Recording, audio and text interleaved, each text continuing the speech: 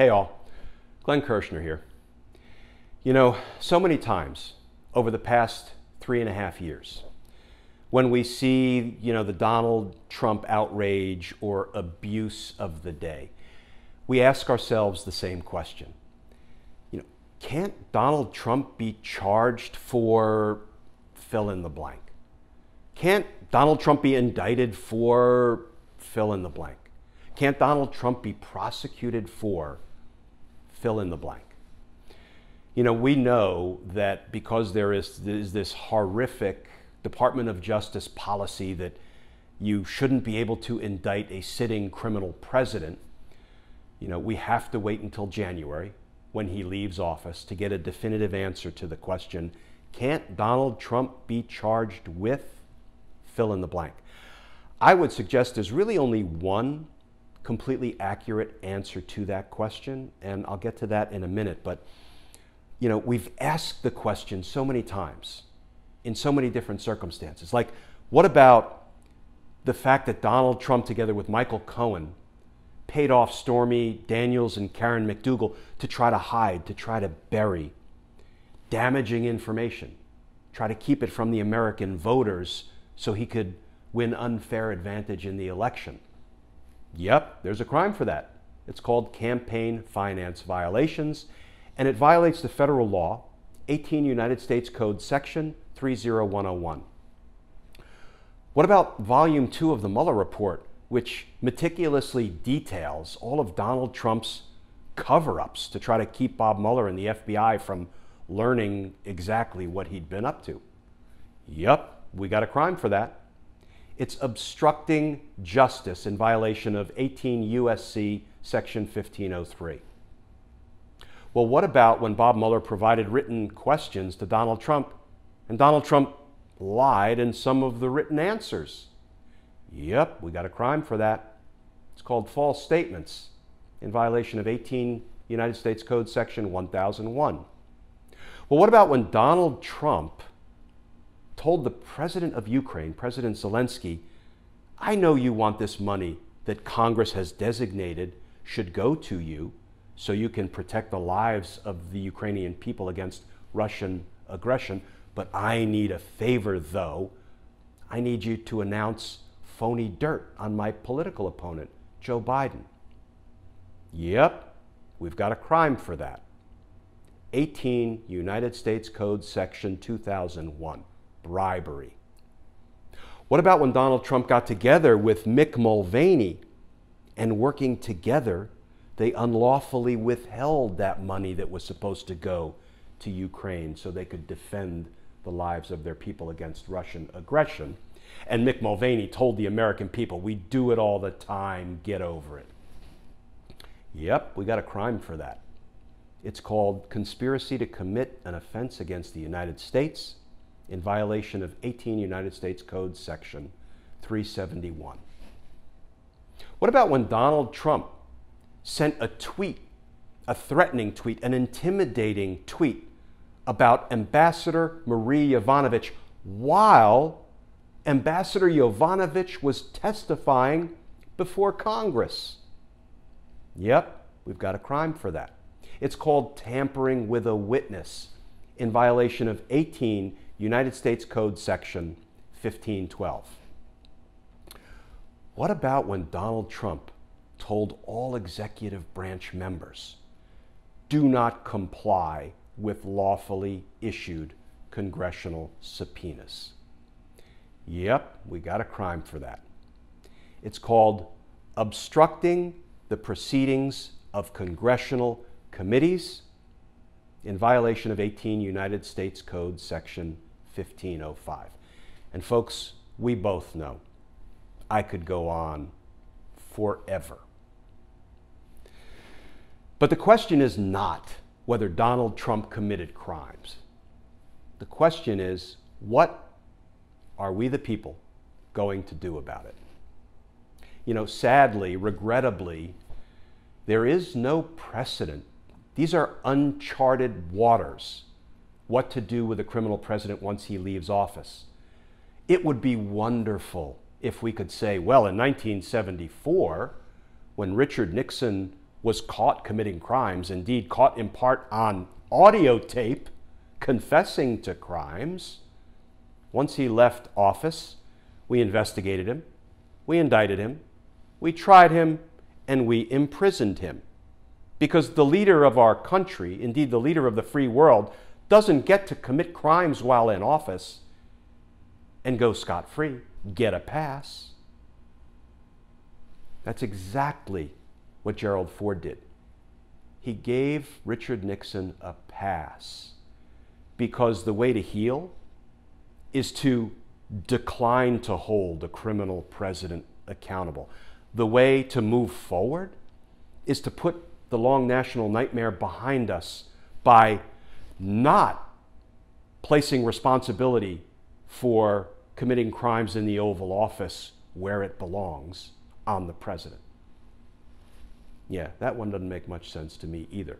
And it has led to where we are. Donald Trump, like Richard Nixon on steroids when it comes to committing crime.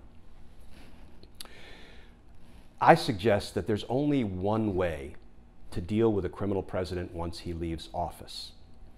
And it is to fully, fairly, apolitically, in a completely nonpartisan manner, investigate Donald Trump and all of his criminal associates.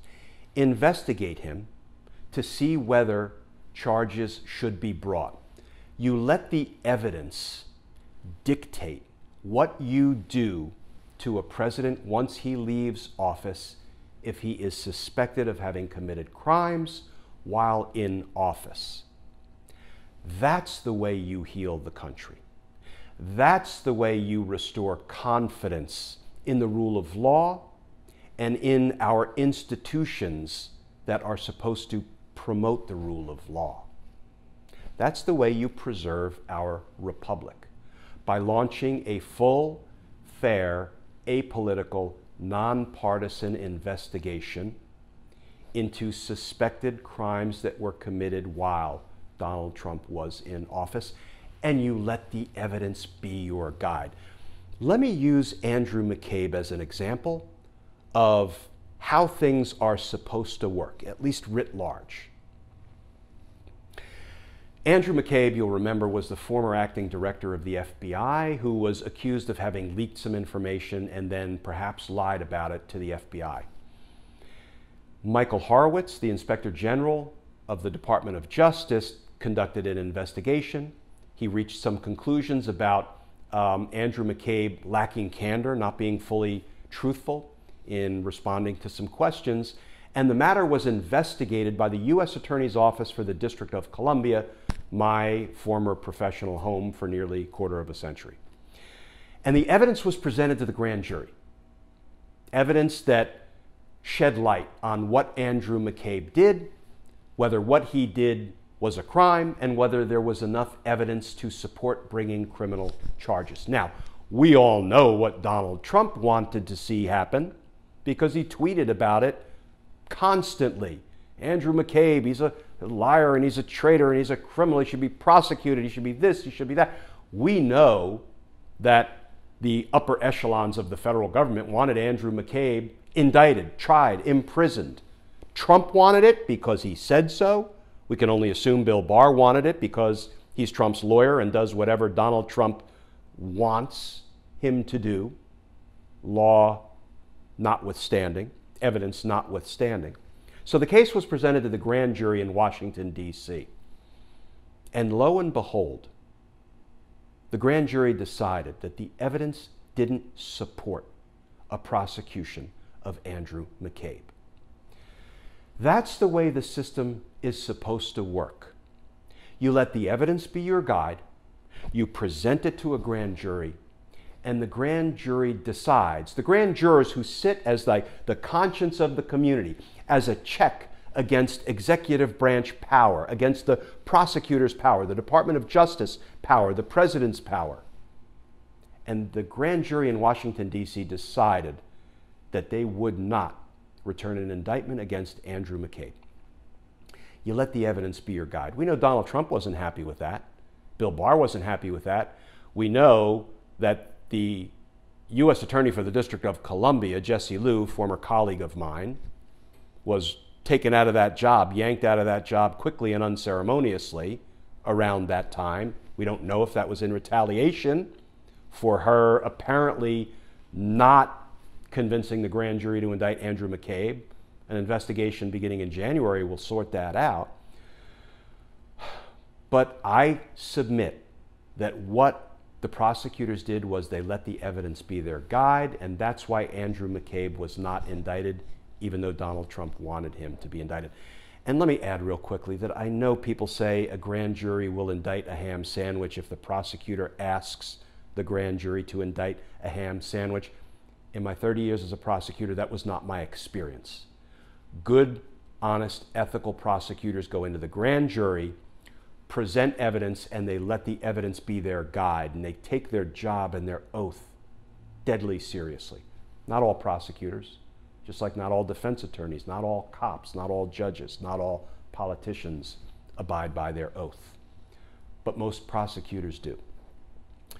So the only way to answer the question, can't Donald Trump be charged with fill in the blank, is beginning in January, when we have a law-abiding president and a law-enforcing attorney general, evidence will be presented to a grand jury about all of Donald Trump's suspected crimes. Evidence will be presented about everything that has gone on over the past 3, by that time, 4 years.